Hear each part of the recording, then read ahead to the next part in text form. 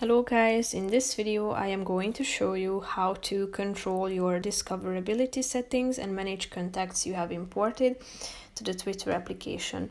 But first I just want to mention, don't forget to subscribe to my channel, because at 10,000 subscribers I am going to show you my whole YouTube revenue statistics and growth strategy, how to make money online. So let's jump into it. First of all, open the app on your phone.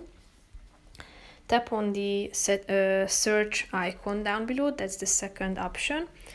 Click on the settings icon in the upper right corner. Tap on the button in the left side corner at the top. Click on privacy and safety. Click on discoverability and contacts. Here you should select whether you would let others others to find you by your email. You can also turn on the next function, let others find you by your phone. In the contacts section you have this sync address book contacts, meaning that the contacts from your address book will be uploaded to Twitter on an ongoing basis to help connect you with your friends and personalize content, such as making suggestions for you and others. Turning off syncing will remove previously uploaded contacts.